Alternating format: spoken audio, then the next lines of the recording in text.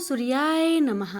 भक्तों, आज रविवार के दिन आप श्रवण करेंगे रविवार सूरज भगवान की प्रेत कथा। एक माँ बेटी थी। माँ गाय चराने जाती। चैत्र का महीना आया, सूरज रोठा का रविवार आया। माँ ने बेटी से कहा, बेटी आज तेरे व मेरे लिए 2 रोट बना ले, मैं गाय चरा कर आती हूँ, फिर तू और मैं दोनों पूजा करेंगे। बेटी ने माँ के निमित्त एक रोट तैयार किया। इतने में सूरज भगवान जोगी का रूप धारण करके आए और बोले, माई भिक्षा दो। बेटी ने कहा, मेरा रोट अभी पका नहीं है। जोगी ने कहा कि मैं जाता हूँ। बेटी ने सोचा कि जा तक खाली नहीं जाना चाहिए और उसने माँ के रोट में से किनार खांडी करके जोगी को थोड़ा रोट दे दिया। माँ गाय चरा कर आई। बेटी से बोली, मेरा रोट कहाँ है? खंडित रोट देकर माँ बावली हो गई। वो घी रोठो दे, रोठा माइली कौरो दे कहती नगरी में घूमने लगी। बेटी डर के मारे पीपल के झाड़ पर बैठ गई। 3-4 दिन निकले। बेटी भूखी प्यासी बैठी रही। सूरज भगवान को उस पर दया आई। सूरज भगवान ने उसके लिए पानी का लोटा व चूरमा भेज दिया। एक दिन एक राजा का कुंवर शिकार करके आया और उसी पीपल की ठंडी छाया में बैठा और बोला, कितना अच्छा होता कि पीने को थोड़ा पानी मिल जाता। ऐसा सुनते ही लड़की ने थोड़ा पानी डाला। राजा के कुंवर ने कहा, मुझे बहुत भूख लगी है, कोई खाने को दे तो अच्छा होगा। लड़की ने ऊपर से चूरमा डाला। कुंवर की भूख प्यास मिट गई। वह विचार करने लगा कि यहाँ कोई है। यह सोचकर राजा ने अपने सिपाहियों को पीपल के पेड़ पर खोज करने भेजा। उन्होंने सब जगह देखा, उन्हें कुछ नहीं मिला। तो राजा का कुंवर खुद ऊपर चढ़ा और ढूंढा तो वो लड़की मिली। राजकुंवर ने कहा कि तू कौन है? तब लड़की ने अपनी कहानी सुनाई। राजा के कुंवर ने कहा, मेरे साथ शादी करोगी? लड़की बोली, आप तो नगर के राजा हैं, मैं गरीब व अनाथ लड़की हूँ, मेरे कोई नहीं है। राजा जी माने नहीं। गाजे बाजे के साथ उस कन्या को पीपल के नीचे ब्याह कर घर ले गए। बहुत दिन बीते। एक दिन माँ घूमती घामती महल के बाहर पहुंच गई और आवाजें देने लगी, घी रोठो दे, घी रोटा माइली कोर दे। बेटी छत पर खड़ी देख रही थी। रानी ने सिपाहियों को भेजकर माँ को बुलाया और एक कमरे में ठहराया। कमरा बंद कर दिया। एक दिन राजा जी ने सारी चाबियां मांगी। रानी ने 6 कमरों की चाबियां दी पर 7वें कमरे की चाबी नहीं दी।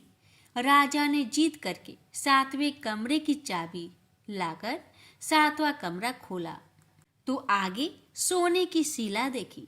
राजा ने रानी से पूछा, ये क्या है? रानी ने कहा, ये मेरे पीहर की भेंट है। राजा बोले, हमको आपका पीहर देखना है। रानी ने कहा, मेरे पीहर नहीं है, आप तो मुझे पीपल के पेड़ के नीचे से ब्याह कर लाए थे। राजा हठ करने लगे तो रानी सूरज भगवान से विनती करने लगी और 1.25 पहर का पीहर वासा मांगा और राजा रानी पीपल के पेड़ के नीचे आए। वहाँ सारा कुटुंब था। कोई कहे मौसा जी आया, कोई कहे जीजा जी आया, तो कोई कहे फूफा जी आया। राजा रानी का अच्छा सत्कार किया।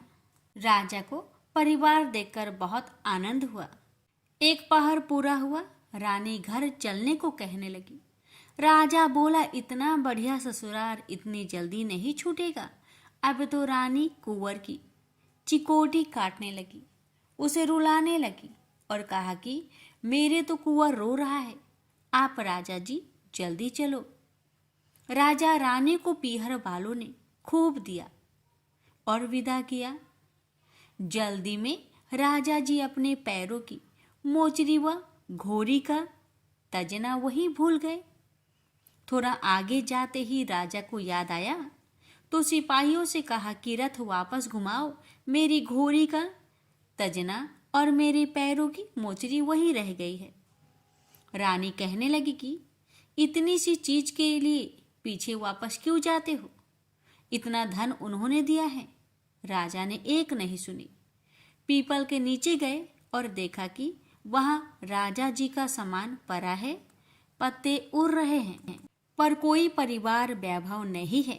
राजा बोले, रानी ये सब क्या है? रानी बोली, मैंने सूरज भगवान से 1.25 पहर का पीहर बासा मांगा। मेरी तो एक माँ है जिसका रोट खंडित होने से वो पागल हो गई। घूमते घूमते महल के नीचे आई तो मैंने उसे बुलाकर कमरे में बंद कर दिया। उसकी सोने की सीला हो गई। इतना सुनते ही राजा ने नगर में ढिंढोरा पिटवाया कि चैत्र के किसी भी रविवार को पीहर बासे के लिए सूरज जी का व्रत करना चाहिए। जैसे सूरज भगवान ने रानी पर प्रसन्न हो उसे पीहर बासा दिया, वैसे सब पर सूरज भगवान कृपा करे। खोटी की खरी, अधूरी की पूरी, सूरज भगवान की जय। द्वारपर की बात है। भगवान श्री कृष्ण एक बार अपनी बुआ कुंती के आश्रम काम्य वन में पहुंचे। उस समय पांडव लोग अज्ञातवास कर रहे थे। भगवान कृष्ण ने कहा, बुआ जी, मैं तुम्हें वनवासी भेष में देखकर दुखी हो जाता हूँ। मुझे सदैव इस बात की चिंता लगी रहती है कि पता नहीं कब दुष्ट दुर्योधन का प्रहार तुम्हारे ऊपर हो जाए। अतएव इस विपत्ति से छुटकारा पाने के लिए तुम भगवान सूर्य नारायण की आराधना करो। भगवान सूर्य ही सभी जीवों के नियंता और प्राण है। उनके तेज से ही जीवों का उद्धार होता है। भगवान कृष्ण ने बतलाया कि एक बार शंकर जी से पार्वती जी ने कुछ पूछा था, उसे मैं तुमसे बतलाता हूँ। शिव जी ने पार्वती जी से कहा, यदि तुम इस बात की जानकारी प्राप्त करना चाहती हो तो मथुरापुरी में जाओ। वहाँ सूर्य पुत्री यमुना जी की धारा प्रभावित होती है। यमुना के तट पर ऋषि, महर्षि, मुनि आदि निरंतर तपस्यारत रहते हैं। भगवान रुद्र की आज्ञा से पार्वती जी कालिंदी यमुना तट को चल पड़ी। कुछ ही दूर जाने पर उन्हें रास्ते में रोती बिलखती एक स्त्री दिखाई पड़ी। उसने बतलाया कि उसका नाम कुसुमवती है और उसका निवास कुसुमाकर वन के बीच में है। संतानहीनता होने के कारण उसके पति बसंत ने उन्हें त्याग दिया है और इस प्रकार वह निराश्रिता हो गई है। पार्वती जी उस स्त्री को साथ ले आगे चली गई। उन्हें रोती हुई एक दूसरी स्त्री मिली। उसने बताया कि मेरा नाम गंगा है। मेरे पति महाराज शांतनु ने पुत्रों के जीवित न रहने के कारण मुझे अपमानित किया, जिससे मैं दुखी होकर घर चली आई हूँ। इसी प्रकार थोड़ी दूर जाने पर मधुबन में माधवी नाम की एक स्त्री और मिली, जो पति के वैभव का नाश होने के कारण घर से निकाल दी गई थी। इनके अंतरल आगे जाने पर कुमुद वन में कुमुदा नाम की स्त्री से भेंट हुई, जिसके पति को राजा ने बंदी बना लिया था और वह व्याकुल होकर विलाप कर रही थी। उन सभी स्त्रियों को साथ लेकर पार्वती जी यमुना तट पर जा पहुंची। उस तट पर पूजन उत्सव देखकर पार्वती जी ने ऋषि पत्नियों से पूछा कि यह किस देव की आराधना हो रही है, इस पूजन का विधान और फल क्या है। उनकी बात सुनकर एक ऋषि पत्नी ने कहा, यह जगत पिता सूर्य नारायण का व्रत है और सभी मनोरथों को पूर्ण करने वाला है। इस व्रत को करके प्रत्येक नर नारी अभीष्ट सिद्धि प्राप्त होती है। तुम्हारी भी यदि कोई वांछा हो तो इस व्रत को करके प्राप्त करो। ऋषि पत्नियों से ऐसी बात सुनकर पार्वती जी अत्यंत प्रसन्न हुई और उस व्रत के विधान का फल को जानकर शिव जी के पास लौट आई। पार्वती जी ने इस व्रत को करके विघ्न नाशक गणेश जी जैसे पुत्र को प्राप्त किया। प्रेम से बोलिए सूर्य नारायण की जय। अटपट नगरी का एक गरीब ब्राह्मण लकड़ियों और घास के लिए हर रोज जंगल में जाया करता था। एक दिन उसने वहां वन देवियों को सूरज भगवान की पूजा करते हुए देखा। सूर्य नारायण के आह्वान का उनका अनुष्ठान अनूठा था। ब्राह्मण ने साहस जुटाकर उनसे पूछा कि ये क्या कर रहे हैं आप लोग। तब उन्होंने उत्तर दिया, यह सूर्य नारायण का अनुष्ठान है। ब्राह्मण ने कहा, मुझे भी इसकी विधि बताइए। तब वन देवियों ने कहा, नहीं, यह बहुत शक्तिशाली अनुष्ठान है। यदि हम तुम्हें सिखा देंगे तो संभवतः तुम अहंकारी हो जाओगे और इसे विधि पूर्वक न करोगे। ब्राह्मण ने वचन दिया, नहीं नहीं, मैं ऐसा बिल्कुल नहीं करूंगा। मैं विनम्रता पूर्वक संपूर्ण विधि का भली भांति पालन करूंगा। तब वन देवियों ने कहा, उसे अनुष्ठान की विधि समझाई कि रविवार को चंदन सार से सूर्य नारायण का चित्र बनाकर उसे पुष्प और फल अर्पित करे।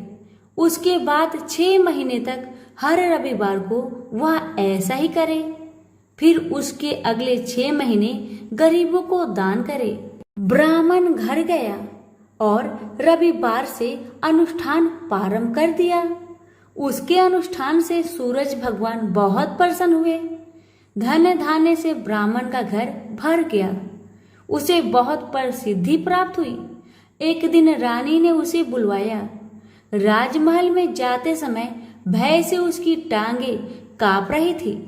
रानी ने उसे बैठने को आसन दिया और सहृदयता से कहने लगी, डरने की कोई बात नहीं है। हमने आपको इसलिए बुलाया है कि हम चाहते हैं आप अपनी बेटियां हमें दे दे। ब्राह्मण सिसकते हुए कहा, मेरी बेटियां बहुत तंगी में बड़ी हुई है। राजवंश में उनके साथ चाकरों के समान आप व्यवहार करेंगी। रानी ने उसे आश्वस्त किया कि नहीं नहीं, ऐसी बात नहीं है, आप चिंता न करें, उनके साथ राजसी व्यवहार किया जाएगा। एक का राजा से विवाह होगा और दूसरी का मंत्री से होगा। ब्राह्मण ने खुशी खुशी रानी का प्रस्ताव स्वीकार कर लिया। शीघ्र ही विवाह हो गए और ब्राह्मण की बिटिया ससुराल चली गई। पूरे 12 बरस ब्राह्मण उनसे मिलने नहीं आया। वह अपने काम और काज में और अनुष्ठान में व्यस्त रहता था। तथा 12 बरस बाद उसने बेटियों से मिलने की सोची। पहले वह बड़ी बेटी के पास गया। बड़ी बेटी राजा से ब्याही थी। बेटी ने पिता को रत्न जड़ित चौकी पर बिठाया। सुगंधित जल से उनके हाथ पैर धुलवाए और मिठाई परोसी। ब्राह्मण ने कहा, जलपान से पहले तुम मेरी कथा सुनोगी। पर बेटी ने कहा, नहीं बाबा, आज मुझे अवकाश नहीं। महाराज अखेट के लिए प्रस्थान करने वाले हैं। मुझे उनके खाने की व्यवस्था करनी होगी। ब्राह्मण को उसका व्यवहार बहुत अशिष्ट लगा। वह क्रोध होकर वहां से चल पड़ा। ब्राह्मण वहां से छोटी बेटी के पास गया जो कि मंत्री से ब्याही गई थी। बेटी पिता को देखकर बहुत प्रसन्न हुई। बेटी ने उसे नक्काशीदार चौकी पर बिठाया। सुगंधित जल से हाथ पांव धुलवाए और उनके खाने के लिए मिठाई लेकर आई। ब्राह्मण ने कहा, बेटी, जलपान से पहले तुम्हें मेरी कथा सुननी होगी। बेटी ने कहा, हाँ अवश्य बाबा, कथा सुनकर मुझे प्रसन्नता होगी। यह कहकर वह घर के भीतर जाकर 6 मोती लेकर आई। 3 मोती पिता के हाथ पर रखे और 3 अपने हाथ में रखे। यह कथा ब्राह्मण ने आज से पहले किसी को नहीं सुनाई थी। उसने बेटी को बताया कि कैसे वह वन देवियों से मिला और कैसे उन्होंने उसे सूर्य नारायण का अनुष्ठान पूजन विधि बताया। बेटी ने एक एक शब्द को बड़े ध्यान से सुना। फिर ब्राह्मण ने मुदित मन से जलपान ग्रहण किया और घर लौट आया। पंडिताइन ने बेटी की कुशल क्षेम पूछी। ब्राह्मण ने उसे सारी बातें बताई और कहा कि बड़ी वाली मेरी बेटी ने मेरी कथा नहीं सुनी, उसे इसका फल भुगतना पड़ेगा। और वही हुआ। उसका पति सेना लेकर दूसरे राज्य पर आक्रमण करने गया था और वापस नहीं लौटा, पर दूसरी बेटी ने उसकी कथा सुनी थी, सो वह सुखी थी। उसकी समृद्धि दिनों दिन बढ़ती गई। दुर्भाग्य से बड़ी बेटी का पिंड नहीं छोड़ा। उसके लिए एक एक दिन काटना दूभर हो गया था। एक दिन उसने अपने बड़े बेटे से कहा, घर में कुछ नहीं है, अपनी मौसी के पास जाओ और कोई उपहार लेकर आओ, वह जो दे घर ले आना। अगले रविवार को राजकुमार मौसी के घर गया। वहां वह तालाब पर गया और स्नान करने आई औरतों से पूछा, तुम किसके यहाँ काम करती हो?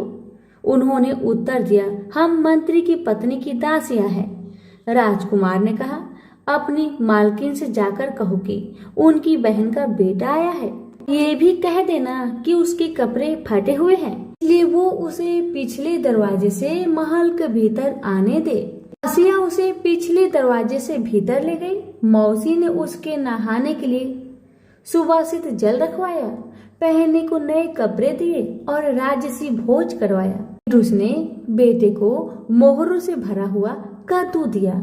वह चलने लगा तो मौसी ने कहा, इसे संभाल कर ले जाना, कहीं खोना मत। पर रास्ते में सूर्य भगवान ने माली के भेष धारण करके मोहर से भरा हुआ कद्दू चुरा लिया।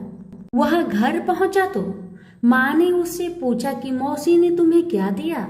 राजकुमार ने खाली हाथ दिखाते हुए कहा, जो भाग्य ने दिया वह कर्म ने छीन लिया, मौसी ने जो दिया वह रास्ते में खो गया। अगले रविवार को रानी ने दूसरे बेटे को भेजा। वह भी शहर के तालाब पर गया और नहाने धोने आई औरतों से पूछा, तुम कहाँ काम करती हो? औरतों ने कहा, हम मंत्री की पत्नी की दासियां हैं। अपनी मालकिन से कहो कि उसकी बहन का बेटा आया है। और उसे भी पिछले दरवाजे से भीतर ले जाया गया। नहाने और नए कपड़े पहनने के बाद राजकुमार ने भोजन किया। वह चलने लगा तो मौसी ने उसे मोहर से भरी हुई खोखली छड़ी दी और बोली, इसे संभाल कर ले जाना, कहीं खोना मत। रास्ते में सूरज भगवान ग्वाले का रूप धरकर आए और उसकी छड़ी चुरा लिए। वह घर पहुंचा तो रानी ने उससे पूछा कि मौसी ने तुम्हें क्या दिया? राजकुमार ने खाली हाथ दिखाकर कहा, जो भाग्य ने दिया वह कर्म ने छीन लिया। तीसरे रविवार को रानी ने तीसरे बेटे को भेजा। वह भी सीधे तालाब पर गया। मौसी ने उसकी भी वैसे ही खातिरदारी की। उसे नहलवाया, कपड़े दिए और खाना खिलाया। चलते समय उसने उसे मोहर से भरा हुआ खोखला नारियल दिया और कहा, इसे संभाल कर ले जाना, खोना मत। रास्ते में राजकुमार कुएं की जगह पर सुस्ताने के लिए रुका। जैसे ही उसने नारियल जगत पर रखा, वह लुढ़क कर कुएं में गिर गया। छपाक। वह घर पहुंचा तो रानी माँ ने पूछा कि वह क्या लाया है? राजकुमार ने जवाब दिया, जो भाग्य ने दिया वह कर्म ने छीन लिया। चौथा राजकुमार गया, तभी वही हुआ। उसे मोहर से भरा हुआ कुल्हड़ मिला, जिसे सूर्य नारायण चील बनकर झपट ले गए। पांचवें रविवार को रानी खुद गई और जाकर तालाब पर खड़ी हो गई। छोटी बहन उसे खुद लेने के लिए आई और पिछले दरवाजे से घर में ले गई। नहलाने के बाद बताया कि उसकी विपत्ति का कारण यह है कि उसने बाबा की कथा सुनने से मना कर दिया था। फिर उसने दीदी को पूरी कथा सुनाई। रानी ने बहुत ध्यान से कथा सुनी और रविवार व्रत करने तक बहन के पास ही रही। और दोनों बहनें बहुत ही श्रद्धा भक्ति के साथ सूरज भगवान की आराधना करती। रानी का अनुष्ठान पूरा भी नहीं हुआ था कि उसके दिन फिर गए। से समाचार मिला कि वर्षों की युद्ध के बाद उसके पति विजयी होकर अकूट धन लेकर साथ लौट रहे हैं। राजधानी लौटते हुए राजा अपनी साली और बहू से मिलने के लिए वहां रुका। जब उसने सुना कि उसकी रानी भी यही है तो उसे लेने के लिए उसने पालकी और कुछ दासियां भेजी। नन्हे भांजे चिल्लाते हुए रानी के पास आए और कहने लगे, मौसी मौसी, तुम्हें लेने के लिए छत्र वाली पालकी आई है, साथ में हाथी, घोड़े और सैनिक भी है। सब देखने के लिए बाहर भागे। बरसों की विरह और व्यथा के उपरांत राजा और रानी ने एक दूसरे का हालचाल पूछा। बहनों ने एक दूसरे को मूल्यवान उपहार और रेशमी वस्त्र दिए। अगले दिन राजा और रानी ने अपने राजधानी के लिए प्रस्थान किया। पहले पड़ाव पर जब खाना बन गया तो रानी ने राजा के लिए और अपने लिए थाल परोसे। तभी उसे बहन से सुनी हुई कथा याद आई। उसने नौकरों को आदेश दिया कि वे पास के गांव में जाए और किसी निर्धन को लाए जो भूखा हो। गांव में उन्हें ऐसा कोई नहीं मिला, पर वापस आते समय उन्हें एक भूखा लकड़हारा मिल गया। वे उन्हीं को रानी के पास ले आए। रानी ने 6 मोती निकाले, 3 लकड़हारे को दिए और 3 अपने हाथ में रखे। फिर रानी ने उसे अपने पिता और वन देवियों की कथा सुनाई। लकड़हारे का रोम रोम कान बन गया। कथा सुनते ही उसके गड्ढर की सारी लकड़ियां सोने की हो गई। उसने शपथ ली कि वह पूर्ण विधि विधान से सूर्य नारायण का अनुष्ठान करेगा, बिल्कुल वैसे ही जैसे वन देवियों ने ब्राह्मण को सिखाया था।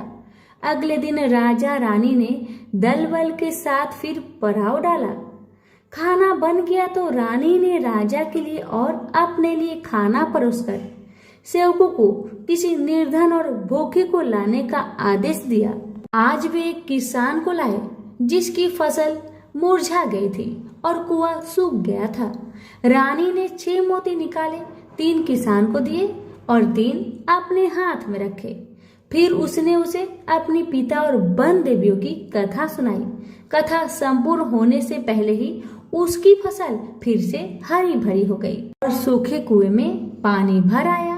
वापस जाते समय उल्सित किसान ने शपथ ली कि वह संपूर्ण विधि विधान के साथ सूर्य नारायण का अनुष्ठान करेगा, जैसा कि वन देवियों ने ब्राह्मण को सिखाया था। तीसरे पड़ाव पर रानी ने एक बुढ़िया को सूरज भगवान की कथा सुनाई। बुढ़िया का बेटा जंगल में खो गया था, दूसरा तालाब में डूब गया था और तीसरा सांप काटने पर मर गया था। रानी की कथा सुनते ही बुढ़िया के तीनों बेटे एक एक करके पड़ाव पर आ गए। बुढ़िया खुशी के आंसू बहाते हुए वहां से गई। उसने प्रण किया कि वह सूरज भगवान की उसी विधि से आराधना करेगी जो वन देवियों ने ब्राह्मण को सिखाया था। चौथे पड़ाव पर रानी के चाकर एक हाथ पांव विहीन आदमी को लाए। उसकी आंखें इतनी कमजोर थी कि उसे मुश्किल से ही कुछ दिखता था, यहाँ तक कि उसका कोई नाम भी नहीं था। लोग उसे लोथ कहते थे। चाकरों ने उसे जब देखा तब वह मुंह के बल पड़ा था। वे उसे उठाकर पड़ाव पर ले आए। रानी ने उसे नहलवाया और नए कपड़े पहनने को दिए। फिर उसने 6 मोती निकाले, 3 लोथ के पेट पर रखे और 3 अपने हाथ में रखे। फिर उसने उसे अपने पिता और वन देवियों की कथा सुनाई। अपाहिज आदमी ने पूरा श्रद्धा से कथा को सुना।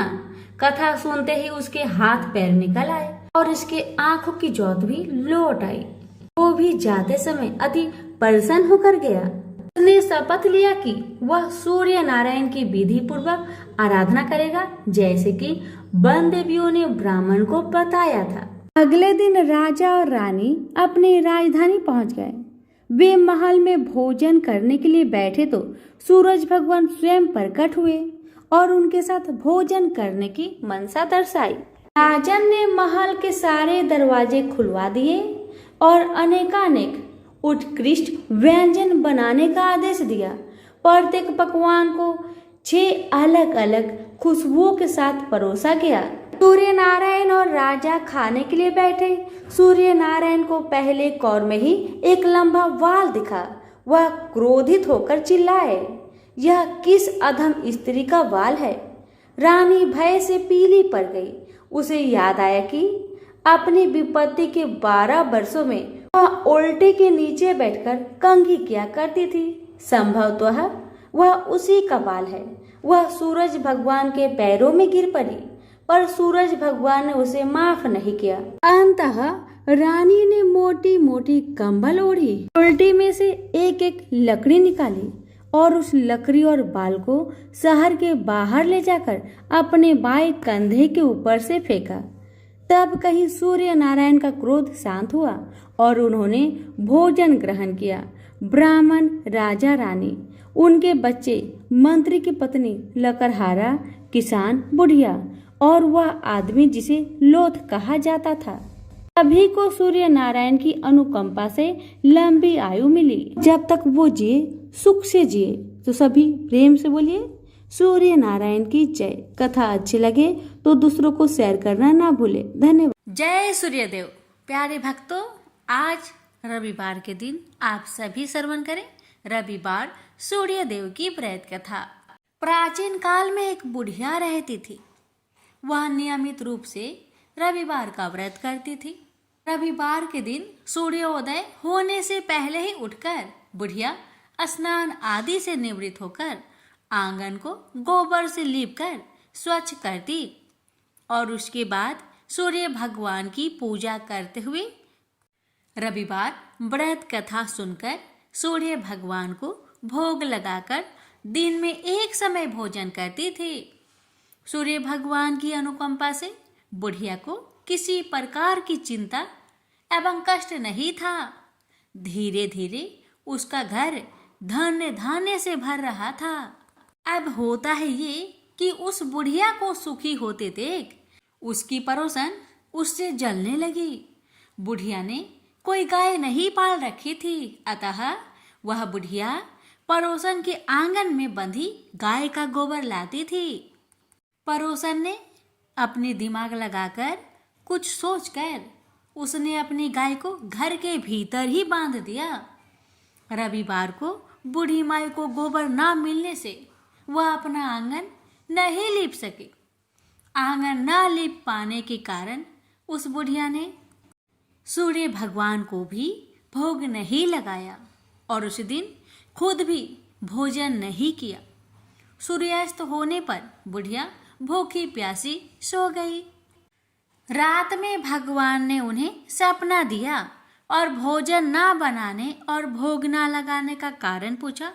तो बुढ़िया ने कहा भगवान को कि गोबर ना मिलने के कारण वो भोजन नहीं बना सकी।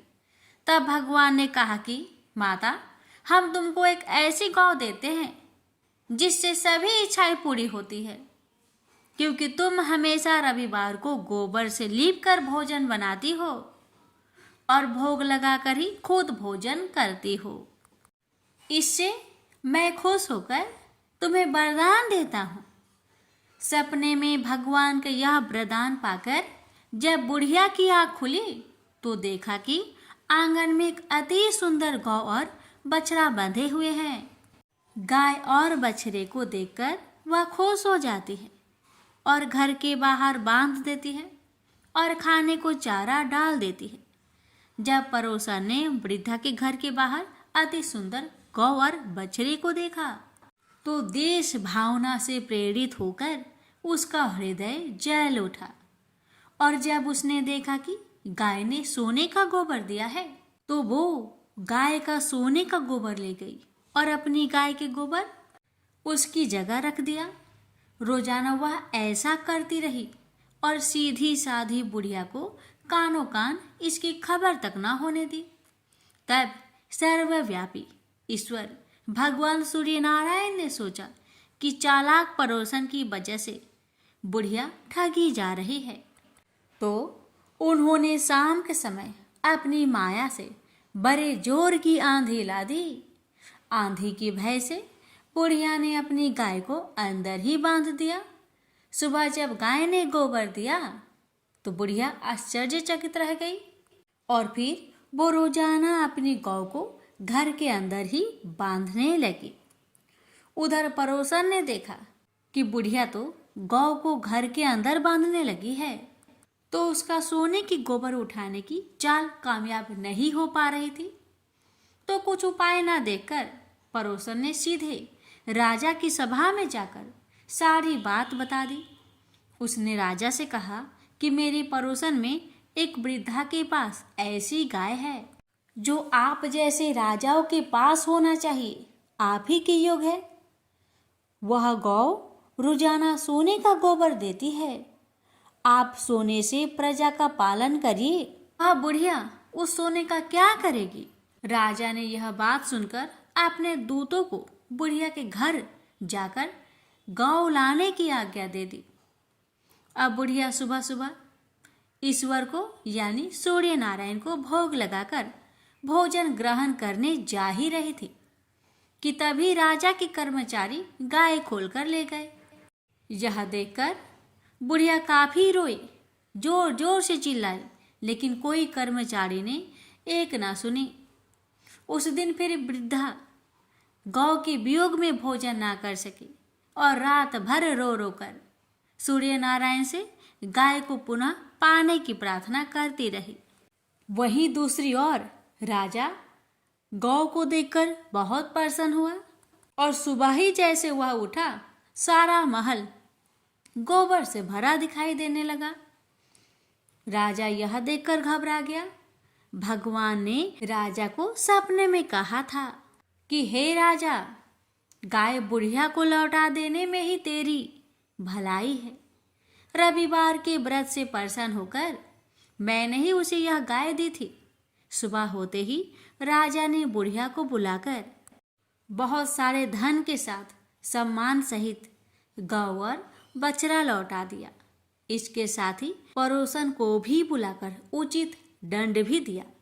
ऐसा करने से राजा के महल की गंदगी दूर हुई और उसी दिन राजा ने नगरवासियों को आदेश दिया कि अपनी समस्त मनोकामनाओं की पूर्ति के लिए रविवार का व्रत रखा करे।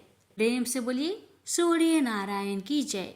हे सूर्य नारायण, जैसी कृपा आपने बुढ़िया माई पर करी, वैसे ही कृपा आपकी कथा कहने वाले, सुनने वाले, हुक्कार भरने वाले सभी भक्तों पर करना और सभी भक्तों की हर मनोकामना को पूर्ण करना। जय सूर्य नारायण। एक था राजा, एक थी रानी। उनके पास सिपाही, घोड़े, दास दासियां, धन दौलत सब कुछ था, सिर्फ उन्हें संतान नहीं थी। इसी कारण राजा रानी बहुत ही दुखी रहते थे। संतान प्राप्ति के लिए उन्होंने हर तरह का दान धर्म, धार्मिक अनुष्ठान, जप मंत्र, व्रत, पूजा पाठ किए, लेकिन कोई फायदा नहीं हुआ। अब राजा रानी दोनों ही बुढ़ापे की ओर बढ़ते गए। बुढ़ापे की ओर जैसे ही बढ़ते गए, वैसे ही दोनों गहन सोच में पड़ गए। ये सोचकर कि उनकी कोई संतान नहीं है, तो फिर इतने बड़े राज्य का क्या होगा? कौन बनेगा इस राज्य का वारिस? कौन लेगा प्रजा की जिम्मेदारी? राजा रानी दिन रात इसी चिंता में रहने लगे। उन्हें तो अब खाना पीना भी अच्छी नहीं लगती। एक सुबह की बात है कि राजा के दरबार में एक साधु जी आए, तो दासी रानी को इतला करती है। तब वह दासी से कहती है, यह मेरा अंतिम दान धर्म है, इसके बाद में अपने हाथों से कोई दान धर्म नहीं करूंगी। रानी चावल भरा छाछ हाथ में लेकर बाहर आती है और साधु की झोली में भिक्षा डालने के लिए आगे बढ़ती है, तो उसके चेहरे पर छाई हुई चिंता साधु की दृष्टि में आती है। वह पूछते हैं, क्या बात है रानी साहिबा, क्या हुआ है? आप इतनी चिंतित और उदास क्यों है? तब रानी ने साधु महाराज को अपनी सारी व्यथा सुनाई और सिसकने लगती है। उस पर वह साधु कुछ पल गंभीर हो जाते हैं और कहते हैं, चिंता मत करना रानी साहिबा, आपकी संतान होगी, आपकी इच्छा पूरी हो जाएगी। चिंता ना करें, आपकी कोख से एक पुत्र जन्म लेगा। मात्र वह 14 साल तक ही आप लोगों को मिलेगा। उसके आगे वह इस मृत्यु लोक में नहीं रह पाएगा। इससे बढ़कर आपको कुछ देना मेरे लिए संभव नहीं है। अपनी बात पूरी करते उसने अपनी झोली में हाथ डाला, थोड़ी सी भभूत निकालकर रानी को दे दी और कहा, आप और महाराज दोनों इसे बांटकर ग्रहण करना, आपको जल्दी ही पुत्र प्राप्ति होगी। इतना कहकर साधु अपनी राह में चले गए। उनके जाने के बाद रानी सोचने लगी, 14 साल तो 14 साल ही सही, उतने समय के लिए हमें पुत्र तो मिलेगा, यही काफी है। उतने साल तक मैं उसे जी जान से बड़ा करूंगी, उसे ढेर सारा लाड़ दुलार करूंगी, अपने संतान की हर मुरादे को पूरी करूंगी। उस रात अपना सारा राजकाज खत्म करके राजा जब रानी के महल में गए तो रानी ने क्या किया कि राजा को सारी बात बताई जो साधु जी ने उन्हें बताया था। रानी ने साधु की दी भभूत राजा को दिखाकर बोली, साधु महाराज ने यह भभूत हम दोनों को ग्रहण करने को कहा है। राजा बोले, इतना दान धर्म किया, जब तब किया, कोई फल नहीं मिला, अब इस भभूत से हमें संतान प्राप्ति होगी, ऐसा है क्या? उस पर रानी बोली, जब इतना सब कुछ किया तो अब यह भी सही करके देख लेते हैं। अब बेमतलब की उस साधु के क्रोध को क्यों हम बुलावा दे। राजा को अब किसी पर विश्वास नहीं था, लेकिन पत्नी को दुख न पहुँचे इसलिए वह राजी हो गए।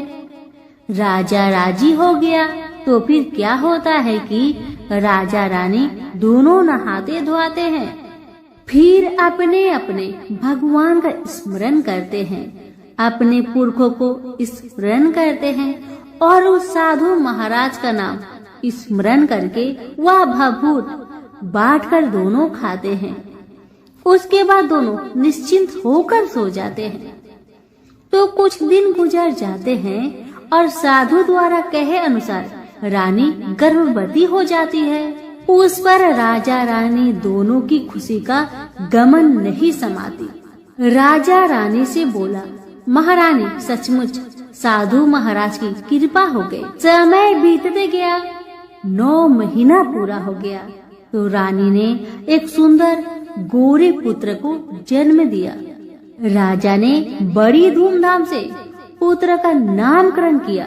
सारे राज्य में 8 दिन तक अन्य सत्पर्ण रखा, उत्सव मनाया गया। अब पुत्र की कुंडली देखने के लिए राज्य के सबसे विद्वान पंडित जी को बुलाया। पंडित जी आते ही कुंडली देखकर बड़े चिंतित में पड़ गए और कहने लगे, महाराज हमारा राजपुत्र सिर्फ 14 साल तक हमारे पास रहेगा। राजा को इस बात की भनक थी ही, रानी को भी साधु महाराज की बात याद थी। दोनों पति पत्नी चुपचाप रहते हैं। उसके बाद राजा और रानी बड़े लाड़ प्यार से बेटे की परवरिश करते हैं, उसकी हर ख्वाहिश पूरी करते हैं। थोड़े समय के लिए ही सही भगवान ने संतान की अपनी मुरादें पूरी कर दी। इसे वे समाधान मानते थे। राजपुत्र दिन प्रतिदिन बड़ा होता है। जब वह 7 साल का हो जाता है तो राजा एक अच्छे गुरु की नियुक्ति करके उसे पढ़ाई लिखाई, राजशास्त्र, शास्त्र विद्या, घोड़सवारी इत्यादि 12 विद्याओं का शिक्षण देते हैं। जब वह सब शास्त्र विद्या में पारंगत हो जाता है और 12 साल की उम्र का हो जाता है तब एक अच्छी सी राजकन्या खोजकर उसकी शादी कर दिया गया। शादी के 2 साल बीत जाते हैं, बेटा 14 साल का हो जाता है। एक दिन राजपुत्र राजा से बोला, पिताजी, मैं अपना सारा राज्य घूमकर देखना चाहता हूँ। आज तक मैंने सिर्फ इस राजबाड़े के अतिरिक्त कुछ नहीं देखा है। बेटे की बात सुनकर राजा बड़ी चिंतित हुए, क्योंकि पुत्र को 14वां साल शुरू हो गया था।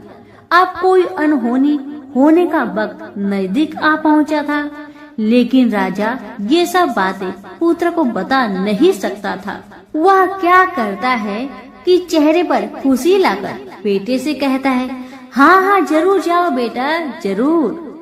तुम्हें अपना सारा राज्य घूमकर देखना चाहिए, कहाँ क्या है ये सब जानना चाहिए। कल तो मेरे बाद तुम्ही को राजा बनना है। मात्र एक बात का ध्यान रखे कि तुम जहाँ जा रहे हो, क्या कर रहे हो, क्या बात अपनी पत्नी को नहीं बताना। पुत्र ने कहा, ठीक है पिताजी, आपने जो कहा है मैं वैसा ही करूँगा। तो होता है ये कि राजपुत्र दिन भर अपने पत्नी के साथ मौज मस्ती करता है, खुशियाँ मनाता है और रात को ठीक 12 बजे बिस्तर से उठकर बाहर चला जाता है। फिर पौ फटने से पहले वापस अपने महल में आकर सो जाता है। ऐसे बहुत दिनों तक चलता रहा। अब पुत्र का 14वां साल खत्म होने में कुछ दिन ही बाकी रहते हैं। इतने में ये होता है कि उसकी पत्नी यानी छोटी रानी रात में जाग जाती है। वह देखती है कि बिस्तर पर राजपुत्र नहीं है। वह महल में सब जगह देखती है तो राजपुत्र कहीं भी नजर नहीं आते। तो ये बात वह किससे कहेगी और क्या करेगी? बेचारी चुपचाप रहती है। फिर भोर होने पर वह देखती है कि उसका पति अपनी जगह पर सोया है। छोटी रानी अपने पति से कुछ नहीं पूछती, लेकिन दूसरी रात भी वैसा ही होता है। तीसरी रात, चौथी रात, ऐसे ही बहुत दिन तक चलता है। रानी बहुत चिंतित हो जाती है। पति रात को जाता कहाँ है, किससे मिलने जाता है? छोटी रानी के मन में ढेर सारी सवाल उमड़ जाते हैं, लेकिन छोटी रानी को राजकुमार से सवाल करने में डर लगता था। शायद उसका पति गुस्सा हो बैठे। सास ससुर से पूछने के बारे में सोचा तो उसकी कुल मर्यादा बीच में आ जाती थी। इसी तरह मन ही मन में बेचैन रहती थी। इस हालत में उसे खाने पीने में दिलचस्पी नहीं होती थी। वह दुबली पतली हो जाती है। उसी राज्य में एक फूल बेचने वाली एक बूढ़ी मालिन रहा करती थी। वह हमेशा छोटी रानी को फूल देने उसके महल में आती थी। उस बुढ़िया का ध्यान छोटी रानी पर जाता है। वह उससे पूछती है, बेटी तुम्हें किस बात का दुख है? तुम इस तरह सूख कर कांटा क्यों बनी जा रही हो? उस पर रानी कहने लगी, क्या बताऊं बूढ़ी अम्मा, तुम्हारा राजपुत्र हर रात बिस्तर पर से उठकर कहीं और चला जाता है और सुबह भोर होते ही वापस आकर सो जाता है। वह कहाँ जाता है? प्रेमिका से मिलने जाता है क्या? यह सोचकर मैं अन्न जल ग्रहण नहीं कर पाती और सूख सूख कर इस तरह कांटा बन गई हूँ। बुढ़िया सब बात सुनकर उसे एक उपाय बताती है और कहती है, बेटी तुम ऐसा ही करना, आज रात तुम सोना मत, उसके पीछे जाकर देखना कि वह कहाँ जाता है, क्या करता है, उसकी अच्छी तरह से पहरेदारी करना। इस पर छोटी रानी ने कहा, मुझे नींद आ गई तो मैं क्या करूँगी? तब बूढ़ी अम्मा ने कहा, तुम्हें नींद न आए इसलिए एक काम करना, अपने बाएं हाथ की उंगली में एक जख्म करना, उस पर थोड़ी सी मिर्च छिड़कना, उससे तुम्हें बड़ी जलन होगी और उस पीड़ा से तुम्हें रात भर नींद नहीं आएगी। रानी बुढ़िया के कहे अनुसार करती है। उंगली की जलन से उसे बड़ी देर तक नींद नहीं आती, लेकिन बाद में वह सो जाती है। दूसरे दिन सुबह बुढ़िया फूल लेकर उसके महल में पहुंचती है और पूछती है, क्या हुआ बेटी, देख पाई? क्या तुम्हारा पति कहाँ जाता है? रानी कहने लगी, नहीं अम्मा, पहले कुछ समय जलन के कारण मुझे नींद नहीं आई, पर कुछ देर पश्चात मैं सो गई थी। बुढ़िया कहने लगी, कोई बात नहीं, आज तुम उंगली पर पहले से थोड़ा ज्यादा जख्म करना और ज्यादा मिर्च लगाना। बूढ़ी अम्मा के कहे अनुसार छोटी रानी ने वैसा ही किया, परंतु वह सिर्फ पति के बिस्तर से उठकर बाहर निकलते वक्त जाग पाई थी। वह उसके पीछे नहीं जा सकी क्योंकि उसकी आंखें उस समय तक मुद गई थी। दूसरे दिन सुबह बूढ़ी अम्मा आई तो उसने पूछने से पहले ही छोटी रानी ने बूढ़ी अम्मा को रोक कर कहा, अम्मा, मैं आज भी उनकी पहरेदारी ठीक तरह नहीं कर पाई। बुढ़िया कहती है, रोना नहीं बेटी, सब कुछ ठीक हो जाएगा। तुम आज रात जख्म और बड़ा करना और उस पर ज्यादा से ज्यादा मिर्च छिड़कना। और एक काम करना बेटी, वह जब जाने के लिए निकलता है तो उसका रास्ता रोकना। बुढ़िया ने जैसा बताया रानी ने वैसा ही किया। आज रात उसे नींद नहीं आती। अब जैसे ही रात के 12 बजे राजकुमार बिस्तर से उठकर जब महल से निकलने लगे तो बुढ़िया के कहे अनुसार रानी ने वैसा ही किया। दौड़कर जाकर अपने पति का रास्ता रोककर कहने लगी कि कहाँ जा रहे हो, किससे मिलने जा रहे हो, मुझे बताओ। राजपुत्र उसे समझाने की बहुत कोशिश करता है। देखो, अगर मैंने तुम्हें वह बताया तो मैं तुम्हें दोबारा नहीं मिल पाऊंगा। पत्नी कहने लगी, कोई बात नहीं, न मिल पाओ, लेकिन आप रात के समय कहाँ जाते हो ये मुझे पहले बताओ। अब राजपुत्र निरुपाय हो जाता है। पत्नी की जिद के आगे उसकी एक नहीं चल पाती। ठीक उसी समय उसका 14वां साल खत्म होकर 15वां साल लगने वाला था। जो होता है वह हो जाने दो, वह सोचता है। कुछ चावल मंत्रों से सिद्ध करके पत्नी को देकर कहता है, इन चावलों के दानों को दोनों हाथों की मुट्ठी में पकड़ना। पहले दाएं हाथ में पकड़े चावल मेरे ऊपर फेंकना, मैं कौन हूँ तुम्हें पता चल जाएगा। बाद में बाएं हाथ में पकड़े चावल मेरे ऊपर फेंकना, मैं जैसा था तुम्हें मिल जाऊंगा। लेकिन यदि तुम बाएं हाथ के चावल मेरे ऊपर फेंकना भूल गई तो मैं तुम्हें कभी नहीं मिल पाऊंगा। राजकुमारी ने कहा, मैं नहीं भूलूंगी। रानी बड़े आत्मविश्वास के साथ कहकर दाएं हाथ में पकड़े चावल पति के ऊपर फेंक दिया तो राजपुत्र एकदम एक विशाल घोड़ा बन जाता है। एकदम उद्यमा सफेद गर्दन पर लंबी आयल, देखते देखते वह तेजी से दौड़ने लगता है।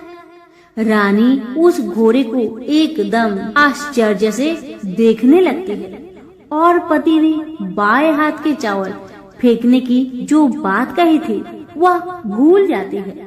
उसकी आंखों के सामने घोड़ा महल से बाहर निकलकर चला गया। घोड़ा जो महल से बाहर गया तो वह वापस नहीं आया। अब रानी को बड़ा पश्चाताप हुआ। वह स्वयं को कोसने लगी, लेकिन अब कोई फायदा नहीं होने वाला था। राजपुत्र अब वापस नहीं आने वाला था। सुबह होते ही महाराजा महारानी को सब बात पता चली। उन्हें बहुत दुख हुआ। वे बिस्तर पकड़ते हैं और राह देखते हैं कि एक दिन उनका बेटा वापस आ जाए। इस तरह 1 महीना गुजरा, 2 महीने गुजरे, 3 महीने गुजरे, आखिर 6 महीने पूरे हुए।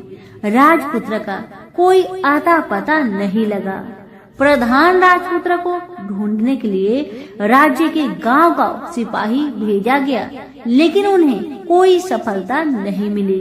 इधर रानी अपनी हठ के कारण पति गायब हो गया, यह सोचकर स्वयं को मन ही मन कोसती रही और प्रण लेती है कि कुछ भी करके पति को ढूंढ लाएगी और उसे वापस घर ले आएगी।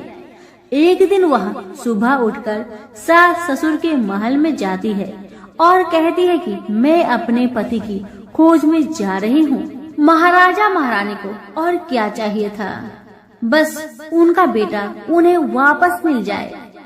बहू को उन्होंने अनुमति दे दी और कहा कि बेटी तुम्हें जहाँ जाना है जाओ, जो करना है करो, पर मेरा बेटा को लेकर ही वापस आना। भगवान तुम्हें कामयाबी दे। अब रानी क्या करती है कि अपना शाही भेष बदलकर एक सेठानी बन जाती है। कुछ दास दासियों को, कुछ नौकरों को साथ में लिया, कुछ सामान साथ लिया और राज्य की सीमा पर जाकर वहाँ एक भोजनालय खोल दिया। वह आने वाले सब यात्रियों को खाना मुफ्त में देने लगी। मात्र एक शर्त रखी कि खाने वालों को उसकी देखी कोई अजीब चीज उसकी मालकिन को यानी राजकन्या को बतानी पड़ेगी। तो वहाँ आने वाला हर नागरिक अपनी तरफ से मैंने यह देखा, मैंने वह देखा कहकर वहाँ से मुफ्त खाना खाकर जाता था।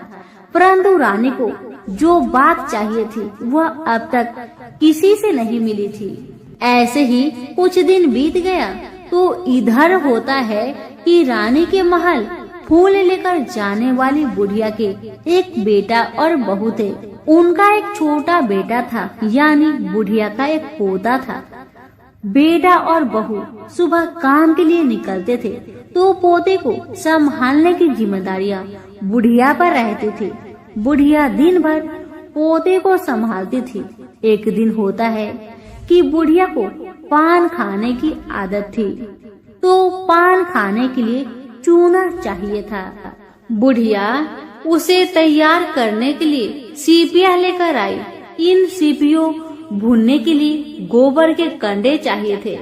कंडे इकट्ठा करने के लिए वह बांस की टोकरी लेकर चरवाहे के मैदान में गई। वहाँ बहुत सारे कंडे थे। उन्हें जमा करते करते उसे घर आने में अंधेरा हो गया। इस और शाम होते ही काम से वापस बेटा बहू घर पहुँचे तो देखा कि बच्चा घर पर अकेला है और रो रहा है।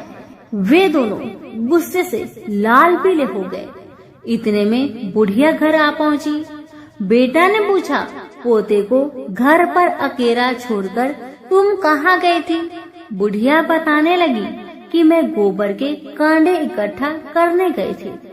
इस पर बेटा बोला, दोबारा बच्चे को अकेला घर पर छोड़कर यदि कहीं गई तो मैं तुम्हें बहुत पीटूंगा। बुढ़िया कहने लगी, नहीं बेटा, फिर कभी ऐसा नहीं करूंगी। लेकिन दूसरे ही दिन बुढ़िया वह बात भूल गई और फिर चरवाहे के मैदान पर कंडे इकट्ठा करने चली गई। शाम को जब बेटा बहू काम से वापस लौटे तो देखते हैं कि बच्चा घर पर अकेला है और वह रो रहा है। अब उसके बेटे की सहन शक्ति खत्म होने लगी और बुढ़िया के वापस आने पर उसे घर से निकाल दिया। बुढ़िया रात भर घर के बाहर अंधेरे में बैठी रही और सुबह होते ही हाथ में टोकरी लेकर कंडे इकट्ठा करने के लिए निकल गई। उस दिन उस पर कंडे इकट्ठा करने का मानो पागलपन सवार था। कंडे इकट्ठा करते करते जब अंधेरा छा गया उसे मालूम ही नहीं चला। उसे जब ध्यान आया तो गांव का रास्ता भी ठीक तरह से दिखाई नहीं दे रहा था। वह अंधेरे में आंखें फाड़कर देखती है, किसी तरह आगे निकल पड़ी तो क्या होता है कि एक कपिला गाय छन छन की आवाज करते गले की घंटी बजाते ठुमुक ठुमुक कर उस मैदान पर आ गई। उसे देखकर बुढ़िया सोचने लगी कि इस गाय के पीछे पीछे जाऊंगी तो गांव तक पहुंच जाऊंगी। तब बुढ़िया उसके पीछे पीछे जाने लगी। वह गाय क्या करती है कि उस मैदान से लेकर एक एक करके 6 मैदान पार करती है।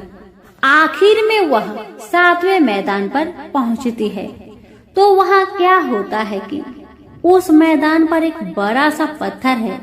गाय जाकर उस पत्थर को अपना सींग मारती है, सींग मारा तो वह पत्थर टूट गया और हट गया और पाताल में नीचे जाने की सीढ़ियां दिखाई देने लगी। तब वह गाय उन सीढ़ियों से नीचे जाने लगी। बुढ़िया वह सब देखती रही और झट जाकर गाय की पूंछ को पकड़ लिया। पूंछ पकड़कर वह गाय के साथ नीचे पाताल पहुंच गई। पाताल में पहुंचते ही तुरंत गाय की पूंछ छोड़ दी और इधर उधर देखने लगी। वहीं से बुढ़िया ने देखा कि पाताल में सब जगह जगमगाहट है, दिया दीप जलते हैं और तेज रोशनी गाय के ऊपर पड़ रही है और वहाँ अद्भुत घटनाएं घटने लगी। गाय के नीचे जाते ही उसके गले में अपने आप सांकल पड़ गई और छमछम करके कोई दूधारी में गाय का दूध दोहने लगी। लेकिन जो भी कोई वह कर रहा है वह मात्र दिखाई नहीं दे रहा। बुढ़िया बहुत घबरा गई, कहाँ आकर फंस गई। वह सोचने लगी कि और यहाँ वहाँ छिपने के लिए जगह ढूंढने लगी, लेकिन उसे कहीं भी जगह नहीं मिली। हर जगह उजाला ही उजाला था। तो वह यूं एक कोने में खड़ी रह गई और जो कुछ सामने हो रहा था उसे चुपचाप देख रही थी। कुछ पल के बाद वहाँ झट से एक उम्दा सफेद घोड़ा आया। वहाँ 2 कुंड थे, उसमें से एक कुंड में उस घोड़े ने छलांग लगाई और ऊपर आ गया। अब उसे राजपुत्र का रूप प्राप्त हो गया। राजपुत्र बनने के बाद उसने दूसरे कुंड के पानी में स्नान किया। वहाँ रखे नए कपड़े पहने। नजदीक ही एक सुंदर पलंग था, उस पर आकर बैठ गया। उसके सामने अपने आप 5 पकवानी की थाली आ गई, दूध की एक प्याली आ गई, 5 सुपारी आ गए। उसके सामने एक दिया जलता रहा। राजपुत्र ने खाना खाया, दूध पिया, 5 सुपारी खाया और बिस्तर पर लेट जाने से पहले सूर्य देव का स्मरण करके सामने जलते हुए दिए से पूछा, दिए दीप कर मेरे माता पिता क्या कर रहे हैं? दिया बताने लगा, बेटे के शोक में डूबे हैं। राज्य कौन संभाल रहा है? राज्य प्रधान संभालता है। मेरी पत्नी क्या करती है? दिया बोला, उसने चौराहे पर भोजनालय शुरू किया है और आते जाते लोगों से वह नई खबर के बारे में पूछती है। दिए के यह कहते ही राजपुत्र कहने लगा, ठीक है। उसके बाद वह सो गया। बुढ़िया कोने में खड़ी रहकर यह सब देखती रही। ऐसी अद्भुत घटना उसने जिंदगी में पहली बार देखी थी। उसे अंदर ही अंदर चुलबुलाहट होने लगी। वह अपनी भूख प्यास भूल गई और आगे क्या होता है कि उसे उत्सुकता से देखने लगती है। लेकिन उसके बाद और कुछ घटनाएं नहीं घटती। रात गुजर गई और सुबह हो गई। सुबह होने पर पलंग पर सोया राजपुत्र उठा और फिर से पहले वाले कुंड में छलांग लगाई तो वह फिर से घोड़ा बनकर कुंड से बाहर आ गया। बाहर आते ही वह तेजी से उस पाताल नगरी से बाहर निकल गया। लेकिन वह कहाँ गया, बुढ़िया को कुछ पता नहीं चला। उसके बाद पिछली रात की तरह कोई उस गाय का छमछम करके दूध दोहने लगा। जैसे ही दूध दुहाना खत्म हुआ, उसके गले की साकल अपने आप खुल गई और वह गाय तेजी से ऊपर जाने लगी, सीढ़ियां की ओर भागने लगी।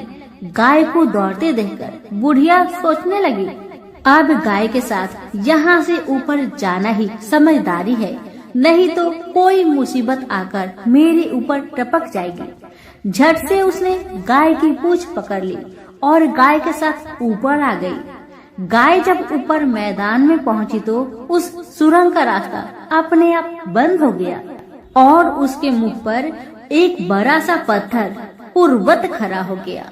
ऊपर आकर वह गाय जंगल की ओर निकल गई तो इधर बुढ़िया एकदम बावली सी हो गई। उसने पाताल नगरी में जो कुछ देखा वह जल्दी से जल्दी किसी को बताने के लिए उतावली हो उठी।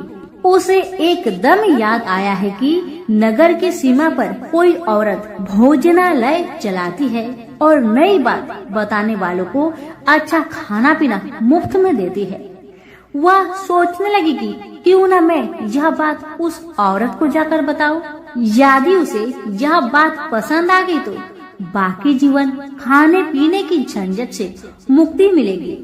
बुढ़िया ने मन में तय किया और तुरंत उस भोजनालय के द्वार पर टंगे नगाड़े के सामने खड़ी हो गई और जोर जोर से नगाड़ा बजाना शुरू किया। नगाड़े का इस तरह शोर सुनकर मालकिन यानी छोटी रानी मन से प्रसन्न हो जाती है कि शायद कोई बड़ी बात लेकर यहाँ आया है। रानी सिपाहियों को आदेश देती है, जाइए और जो कोई आया है उसकी अच्छी खातिरदारी कीजिए। आदेश पाते ही सिपाही नीचे दौड़ गए तो एक बुढ़िया नगाड़ा बजा रही है। उन्होंने पूछा, क्यों रे बुढ़िया, क्या हुआ, क्यों नगाड़ा बजा रही हो? बुढ़िया बोली, कुछ नहीं बेटा, यहाँ खाना मिलता है ना, इसलिए आई हूँ। बुढ़िया ने सिपाहियों से बोला, खाना मिलेगा? सिपाही बोले, हाँ मिलेगा, लेकिन तुझे कोई नई बात बतानी पड़ेगी। बुढ़िया बोली, हाँ बताऊंगी, एक बात मालूम है मुझे। इस पर सिपाही उसे अंदर लेकर आए। उनको मालकिन का आदेश था कि जो कोई बूढ़ा बुजुर्ग वहाँ आए उनके साथ अच्छी तरह पेश आना, उनका अच्छा आदर आतिथ्य करना। तो सिपाही ने इस बुढ़िया का भरपूर आदर आतिथ्य किया। उसे बड़ी सी थाली भरकर व्यंजन परोसते हैं। बुढ़िया कुछ दिनों से भूखी थी, वह खाने पर टूट पड़ी। खाना खाने के बाद सिपाही ने उसे नई साड़ी पहनने को दी। उसके बाद उसे लेकर रानी के पास आए। बुढ़िया और रानी ने तुरंत एक दूसरे को पहचान लिया। बुढ़िया बोली, बेटा तुम हो? और रानी बोली, बुढ़िया अम्मा आप है? बड़ी देर तक दोनों भली भांति की बातें करती रही। आखिर कुरवनी बुढ़िया से कहने लगी, अम्मा अब बताओ तुमने क्या बात नई देखी है? बुढ़िया बोली, मैंने कोई नई बात देखी नहीं है, वह तो मेरे पास तुम्हें देने के लिए खाने के लिए पैसे नहीं थे, इसलिए मैंने झूठ कहा और नगाड़ा बजाया। रानी ने कहा, अम्मा घबराना नहीं, मैं किसी को तुम्हारा नाम नहीं बताऊंगी। फिर भी बुढ़िया मैंने क्या देखा, कब देखा करके आनाकानी करने लगी। इस पर कुंवर रानी ने उससे कहा, देखो अम्मा, यदि तुमने मुझे वह नई बात बताई तो मैं जिंदगी भर तुम्हारी देखभाल करूंगी, तुम्हें रानी माता की तरह रखूंगी। अब बुढ़िया बताने को तैयार हो गई। उसने जो कुछ उस चर गवाहे वाले मैदान पर देखा था वह सब कुछ कुंवर रानी को बता दिया। बुढ़िया की वे बात सुनकर कुंवर रानी को यकीन हो गया कि वह राजपुत्र उसी का पति है। वह तुरंत बुढ़िया से कहने लगी, अम्मा मुझे उस जगह पर ले चलो। तब बुढ़िया बोली, नहीं बेटी, वह पाताल राज्य है, सांप है, यदि किसी ने तुम्हें देख लिया तो तुम्हारी जान खतरे में पड़ सकती है। लेकिन रानी उसकी एक भी नहीं सुनती, उसे उस जगह ले जाने के लिए हठ करने लगी। आखिर में बुढ़िया ने उसका कहना मान लिया और कहने लगी, ठीक है, मैं तुम्हें वहाँ लेकर चलती हूँ, और आज नहीं कल वहाँ जाना है तो शाम को ही जाना होगा। तो दूसरे दिन दोपहर को रानी बुढ़िया के साथ उस मैदान पर गई और एक जगह छुपकर गाय की आने की राह देखने लगी। दिन ढलते ही अंधेरा घेरने लगा है और गाय हमेशा की तरह वहां आ गई। मैदान के उस कोने में जाकर उसने पत्थर पर सींग मारा तो झट से पत्थर हटकर वहां सुरंग में जाने का रास्ता खुल गया। गाय उस रास्ते से नीचे उतरने लगी तो बुढ़िया रानी से कहने लगी, जल्दी आगे बढ़ो बिटिया, हम गाय की पूंछ पकड़कर नीचे उतरेंगे। तो दोनों गाय की पूंछ पकड़कर नीचे उतर गई। बुढ़िया पहले जिस कोने में छिपी हुई थी उसी कोने में छिप गई।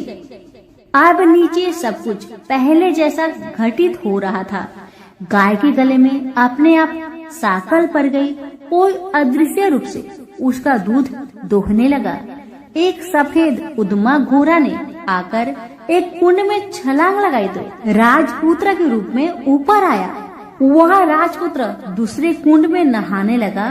बाद में उसके सामने खाने की थाली आ गई, दूध की प्याली आ गई, पान बीड़ा आ गई। राजपुत्र सब ग्रहण करके सोने के लिए पलंग पर गया तो सोने से पहले सूर्य देव का स्मरण करके दिए से पूछने लगा, दिए दिए दीपंकर, मेरे माता पिता क्या कर रहे हैं?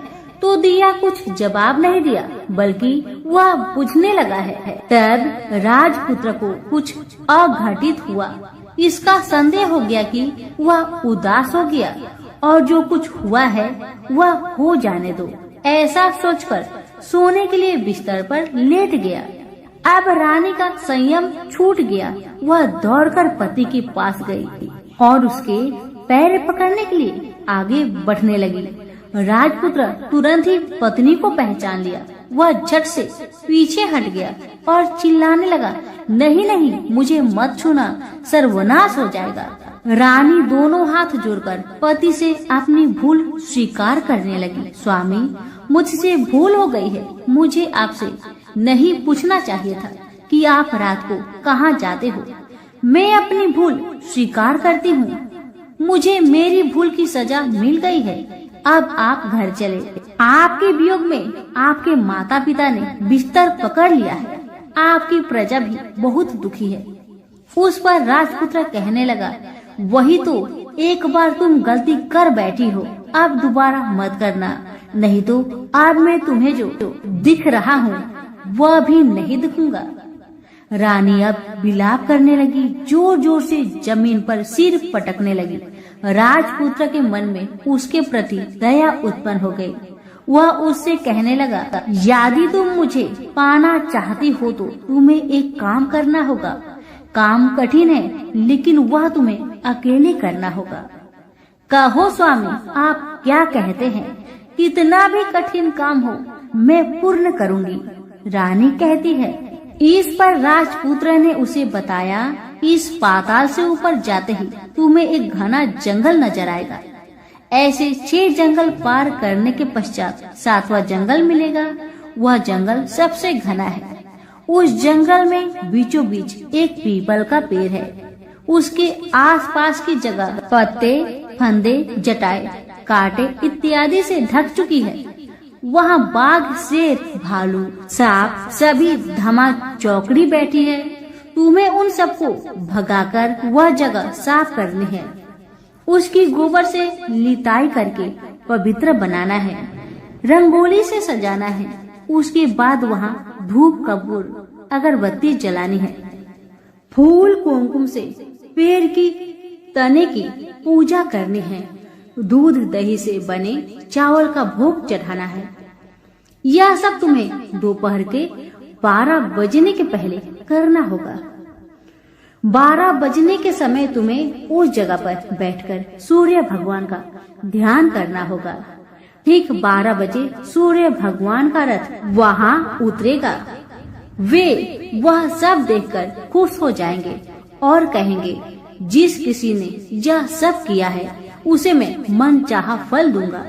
तो तुम सामने जाकर उसके रथ का दाहिना घोड़ा मांगना, मैं तुम्हें मिल जाऊंगा।